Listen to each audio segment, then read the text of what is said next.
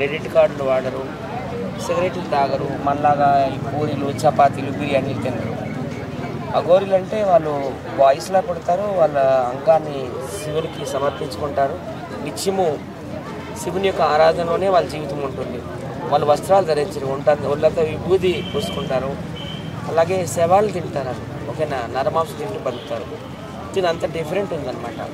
పబ్లిక్లోకి వచ్చేసి నగ్నంగా పబ్లిక్ని డిస్టర్బ్ చేస్తూ పబ్లిక్ దగ్గరికి వెళ్ళి మీ పిల్లలకి అమెరికాలో ఉద్యోగాలు తెప్పిస్తా, లేకపోతే మీ కూతుళ్ళు గవర్నమెంట్ ఎంప్లాయీస్ అల్లులుగా తీసుకొస్తా, లేకపోతే మీరు ఫ్లాట్లు కొనేటట్టు చేస్తా, మీకు ఇచ్చేస్తా అచ్చేస్తా అని చెప్పేసి క్షుద్రపూజలు చేసి లక్షలు వాళ్ళ దగ్గర దొబ్బి జంప్ అయిపోతుంది.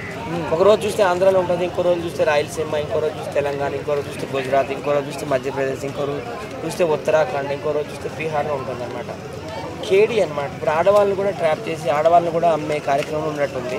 ఆ మధ్య రాధా అనే ఒక అమ్మాయిని పెళ్లి చేసుకుంది, అతను శ్రీవర్షిని ఏం పిచ్చిదే కాదు, సెలబ్రేట్ అవ్వాలని తనకు పిచ్చి అర్థమైపోతుంది ఆ టాకింగ్లో.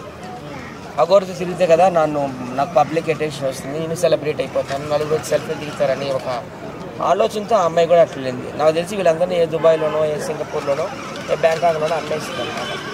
సో మరి అఘోరి పెళ్లి చేసిన ఎవరైతే పంతులు ఉన్నారో ఆయన ఇవన్నీ తెలిస్తే ఎందుకు పెళ్లి చేస్తారు?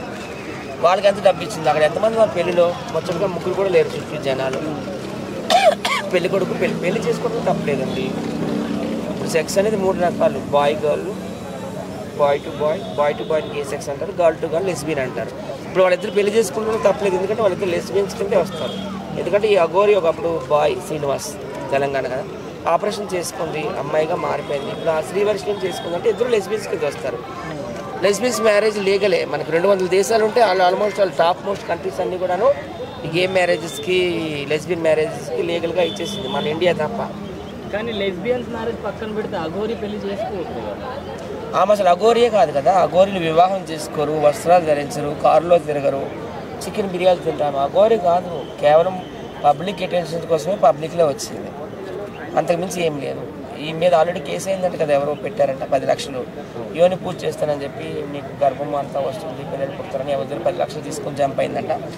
వాళ్ళు ఇక్కడ హైదరాబాద్లో కేసు పెట్టారు, త్వరలో అరెస్ట్ అవుతుందని నేను కూడా ఆశాభావం వ్యక్తం చేస్తున్నాను. 2 గవర్నమెంట్స్ కూడా ఇక్కడ ఆంధ్ర అవ్వచ్చు, అక్కడ తెలంగాణ కావచ్చు, యాక్షన్ తీసుకోవాలన్నమాట. ఎందుకంటే aghori he's become a very big disturbance to the public. Thank you. ఇలాంటి వాళ్ళ వలన కామన్ పీపుల్లో ఈ అఘోరీల మీద ఉండే రెస్పెక్ట్ పోతుందా ఏమన్నా? ఏం పోదు. అఘోరీలు అంటే మాలాంటి వాళ్ళం అందరం చూస్తాం. మొన్న నేను వెళ్ళాను కదా కాశీ, అయోధ్య వెళ్ళాను, అక్కడ ఒరిజినల్ అఘోరీలు చూశాను. వాళ్ళు అసలు జనాలు తిరిగేదిరికి రారు, పబ్లిక్లోకి రారు. వాళ్ళ ఆచార వ్యవహారాలన్నీ కూడాను చాలా డిఫరెంట్గా ఉంటాయి అన్నమాట. ఏం దెబ్బతింటారు, ఈమె దెబ్బతింటుంది ఏదో ఒక రోజు. Thank you. కారులో తిరగడానికి ఇన్కమ్ సోర్స్ అనేది ఖచ్చితంగా కావాలి కాబట్టి అసలు ఇన్కమ్ సోర్స్ అనేది ఎక్కడి నుంచి వస్తుందని ఎక్స్పెక్ట్ చెప్పాను కదా, మీ ఇంటికి వస్తుంది, మీ అబ్బాయికి అమెరికాలో జాబ్ వస్తుందమ్మా, లేకపోతే మీ పాపకు ఒక గవర్నమెంట్ అల్లుడు వస్తాడు, లేకపోతే మీరు ఫ్లాట్ కొనేస్తారు. అది ఇది మాయమాటలు చెప్పి క్షుద్ర పూజలు చేస్తాను, పల్లెంలో ఒక 2 లక్షలు పెట్టామంటే నువ్వు పెట్టవా? ఇంకా అమెరికాలో జాబ్ వస్తుందంటే తెప్పిస్తుంటే ఒక 2 లక్షలు పెట్టవా? అదే తన ఇన్కమ్ ఆఫ్ సోర్స్. అయితే తను ఏ పెట్రోల్ బంకులకు వెళ్ళినా కానీ అందరినీ కూడా హెచ్చరిస్తుంది అనమాట, డబ్బు ఇవ్వండి అని చెప్పేసి. ఓకే, అంటే దందాల ద్వారా ఇట్లా ఫేక్ సంపాదిస్తుంది డబ్బు. మేము ఈ పూజలు చేస్తాం, ఆ పూజలు చేస్తామని చెప్పి సంపాదించుకుంటాం. అదే తన income source. Thank you. Okay, చెప్పండి.